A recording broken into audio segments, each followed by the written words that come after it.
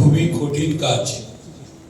এই বিষয়ে বক্তব্য রাখা বোধহয় জীবনে প্রথম। এই ইস্যুকে কাজে লাগাবার কিভাবে বলবো।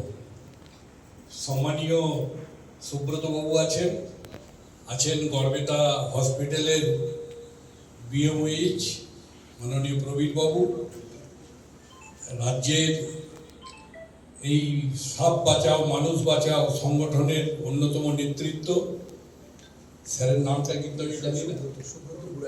আচ্ছা, এখানে আবার সুব্রত ডবল আছে, সুব্রত নিয়োগী, সুব্রত বুড়াই, আর বিশ্বনাথ বাবু, এবং সামনে আমাদের কাশীনাথ সাহা মহাশয়।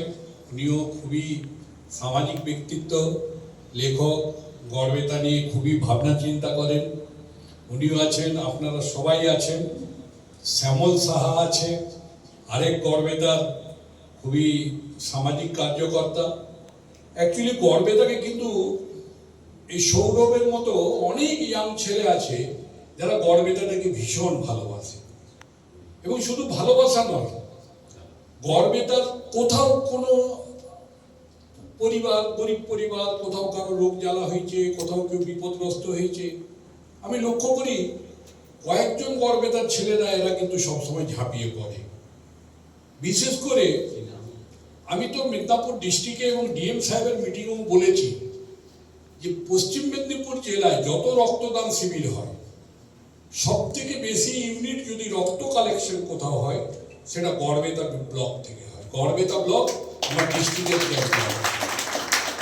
এবং গড়বেতা ব্লকে যে আমাদের স্বাস্থ্য কেন্দ্র আছে, এই স্বাস্থ্য কেন্দ্রে মানে একটা সময় অনেক কিছু চিকিৎসার ব্যবস্থা ছিল, কিন্তু যে কোনো কারণবশত ধীরে ধীরে ধীরে ধীরে ধীরে ধীরে এখন এমন অবস্থায় হয়ে গেছে লোকে গড়বেতা হাসপাতালকে রেফার হসপিটাল বলে সম্বোধন করে। রোগী যাবে, প্যান40 একটা ট্যাবলেট খাওয়াবে, গ্যাস হয়েছে একটু গ্যাসের ইঞ্জেকশন দেবে, বা কোথাও একটু স্যালাইন দিতে হয়, স্যালাইন দেয় না, জল দেয় তাও জানি না, লোকে বলে ওটা স্যালাইন, শুধু জল ওই দিয়ে লিখে দিল রেফার টু মেদিনীপুর। কিন্তু নতুন ডাক্তারবাবু যিনি এসেছেন প্রবীর বাবু, আমি লক্ষ্য করছি কিছুদিন ধরে, আমার দীর্ঘ মাত্র 25 দিন বয়স হয়েছে, মানে এমএলএর বয়স আর কি, আমার বয়স 66। তো লক্ষ্য করছি ওনার মধ্যে একটা চেষ্টা আছে গড়বেতা হাসপাতালটাকে একটু সুন্দর, একটু ভালো করার। গড়বেতা হাসপাতালকে নিয়ে আমরা একটা বৈঠক করেছিলাম, তাতে গড়বেতা হাসপাতালের বিভিন্ন বিষয় ডেভেলপমেন্টের ব্যাপারে এবং গড়বেতা হাসপাতালকে সুপার স্পেশালিটিতে কনভার্ট করার জন্য আমাদের রেজুলেশন হয়েছে, মিটিং হয়েছে, রেজুলেশন হয়েছে, এবং তার প্রস্তাব ধাপ টু ধাপ শেষ পর্যন্ত যাবে। এবং এটা জেনে রাখুন, নিচের থেকে যদি ঠেলাটা ঠিক মতো জোরে হয়, ওই সিঁড়িতে অটোমেটিকলি শেষ প্রান্তে আমরা পৌঁছাবো, এটা একদম নিশ্চিত। আর সাপ বাঁচাও মানুষ বাঁচাও, যখন আমি বোর্ডটা দেখলাম আমি তো কেমনটা হয়ে গেলাম যে সাপ বাঁচাও মানুষ বাঁচাও, এটা কি রকম কথা। পরে স্যারের বক্তব্যে যখন নিলাম, ওনার একটা লাইন বলার সাথে সাথে আমি ক্যাচ করলাম যে সত্যি তো, আজকে আমাদের বাংলাটা কোথায় হলো, কেন আমাদের এই বাংলা হলো, যে বাংলা দিদিকে গোটা ভারত নয় বিশ্ব ভাবত। শিল্পে আমরা প্রথম ছিলাম, হাওড়াকে ইংল্যান্ডের ম্যানচেস্টার বলা হতো, বাংলার পুলিশকে স্কটল্যান্ডের পুলিশের সঙ্গে তুলনা করা হতো, বাংলার শিক্ষা ব্যবস্থা মানে ভারতবর্ষের সব থেকে ভালো শিক্ষা প্রতিষ্ঠান বাংলাতে। আমাদের প্রথম রাষ্ট্রপতি ডাক্তার রাজেন্দ্র প্রসাদ, ওনার পড়াশোনা বাংলাতে। ডক্টর বিধানচন্দ্র রায়ের মতো ডাক্তারের জন্ম আমার বাংলাতে। আমরা স্বাস্থ্যে আমরা সব থেকে আগে ছিলাম, শিক্ষাতেও আমরা সব থেকে আগে ছিলাম, আর বিপ্লবেও আমরা সব থেকে আগে ছিলাম। যত বিপ্লবী বাংলার থেকে হয়েছে, কোথাও এত বিপ্লবী হয়নি। লেখক, সাহিত্যিক, ভাষা, বলাই হতো একটা সময় যে ভারতবর্ষের 3টে রাজধানী, একটা হচ্ছে অর্থনৈতিক রাজধানী, একটা সাংস্কৃতিক রাজধানী, আর একটাকে বলা হতো অর্থ রাজধানী, আর একটা পলিটিক্যাল রাজধানী। পলিটিক্যাল রাজধানী ছিল দিল্লি, অর্থনৈতিক রাজধানী বলা হতো বোম্বেকে, আর সাংস্কৃতিক রাজধানী বলা হতো বাংলাকে, কলকাতাকে। আমরা একটা সংস্কৃতির ভূমি। আমাদের যে দুটো জাতীয় সঙ্গীতের, একটা জাতীয় সঙ্গীত এবং গান, আমাদের যে বন্দে মাতরম এবং জনগণ মন অধিনায়ক, দুটোরই স্রষ্টা আমার বাংলার ব্যক্তি। জয় হিন্দ স্লোগান, এরও স্রষ্টা আমাদের নেতাজি সুভাষচন্দ্র বসু। তাহলে সব কিছু আমাদের, তাহলে কেন আমাদের আজ কিছু নেই? কেন সাপের অ্যান্টিভেনাম আমাকে সাউথ থেকে আনতে হবে? আজকে বিষয়টা আমি জানতাম যে আমাদের অ্যান্টিভেনামটা আমাদের রাজ্যে তৈরি হয় না, কিন্তু এরকম বাঁকুড়ায় কোনো মেডিকেল কলেজ এইভাবে জায়গা দিতে ইচ্ছুক। আমাদের এই সরকার, আপনারা একটা জিনিস জেনে রাখুন, যদি কোনোভাবে শুভেন্দুবাবুর কাছে এই বার্তাটাকে পৌঁছানো যায় যে এই একটা বিষয় আছে, এটা আমার বাংলায় তৈরি হয় না, এটা দক্ষিণ ভারত থেকে আসে, এবং দক্ষিণ ভারতের সাপের যে বিষ সেটাকে কালেকশন করে ঘোড়ার মাধ্যমে, যেভাবে সিস্টেম আমি মেডিকেল সায়েন্স বুঝি না, সেইভাবে তৈরি হয়ে আমার বাংলায় আসে। কিন্তু আমার বাংলায় যদি তৈরি হয়, আমার বাংলায় যদি এই বিষয়টা জানা যায়, তাহলে আমার বাংলার সাপের সাথে সাপের যে বিষ, আমার মনে হয় কার্যক্ষমতা, বিজ্ঞানের ভাষায় কি হবে জানি না, আমার মন বলছে পরিবেশগত কারণে একটু হলেও সাউথ এবং বেঙ্গলের মধ্যে তফাৎ থাকে। পরিবেশগত কারণে আমার বাংলার যে অ্যান্টিভেনাম তৈরি হবে সেটা আরো অনেক উন্নত মানের হবে এবং বাংলার লেগে সেটা অনেক অনেক কার্যকরী হবে। আমাদেরকে এইসব জিনিসগুলো ভাবতে হবে। আজকে যে সংগঠন, এই যে বগরি প্রবাহিকা, সৌরভের নেতৃত্বে বা সৌরভের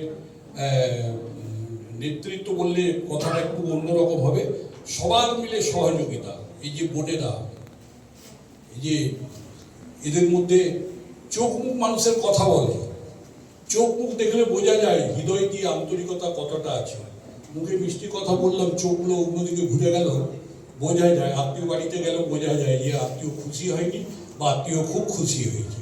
তো এই বোনেদের চোখ মুখ দেখলেই বোঝা যাচ্ছে এই কাজটা করার জন্য ওনারা যথেষ্ট অ্যাগ্রেসিভ, এবং এই কাজটা যাতে ভালোভাবে হয় তার জন্য ওরা অ্যাগ্রেসিভ। আর এই ধরনের বোনেরা যদি এগিয়ে থাকে, আর এই এক থেকে একের যোগ দিলে কোথাও কোথাও 2 হয়, একের নিচে 1 দিলে আর একের পাশে 1 দিলে সেটা 11 হয়ে যায়। মানে দুজনের কার্যক্ষমতাটা 11 জনের সমান হয়ে যায় যখন মনের দিক দিয়ে ইচ্ছা থাকে যে আমি কোনো ভালো কাজ করব। তাই সবাই মিলে এই ধরনের একটা বিষয়, আর এই ছাড়াও আরো অনেক বিষয় আছে। আমরা যদি গড়বেতাটাকে ভালোবাসি, আমাদের গড়বেতাটাকে যদি আমরা নিজেদের জন্মভূমি হিসাবে বা কর্মভূমি হিসাবে আমরা যদি দেখি, আমাদের গড়বেতায় অনেক কাজ বাকি আছে, যে কাজ আমাদের করতে হবে।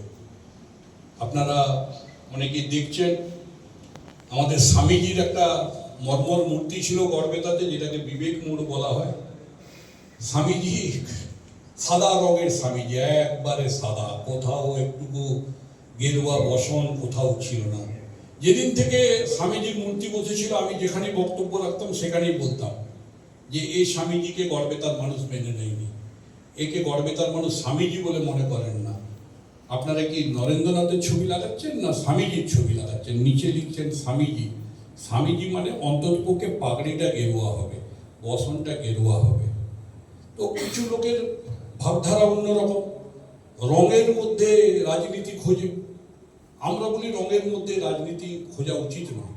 রামধনু যেটা আমাদের আকাশে ওঠে 7 রঙের, তাতে তো সব রঙই আছে, তাহলে তো রামধনুর দিকে দেখা যাবে না, রামধনুর আনন্দ উপভোগ করা যাবে না।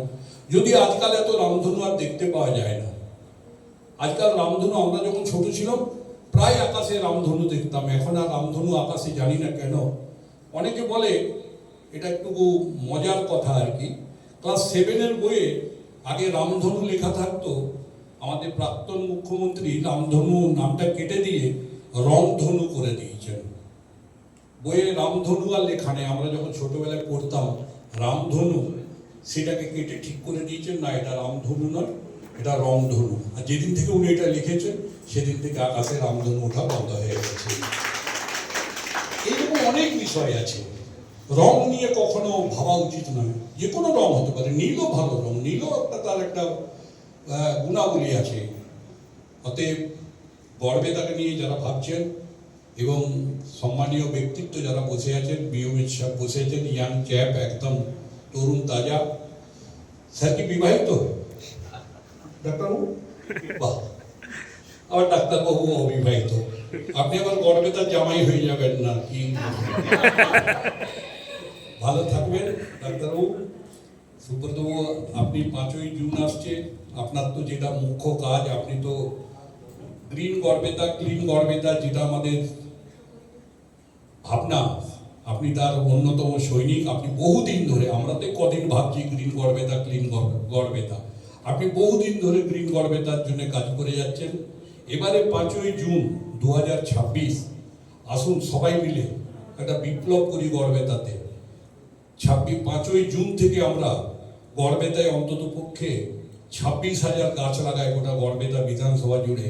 আমরা সবাই মিলে যেন অঙ্গীকার করি, সবাই মিলে থাকবো, আমরা সবাই একটা করে গাছ লাগাবো, আর গাছ লাগিয়ে গিয়ে গড়বেতাকে গ্রিন গড়বেতা করবো।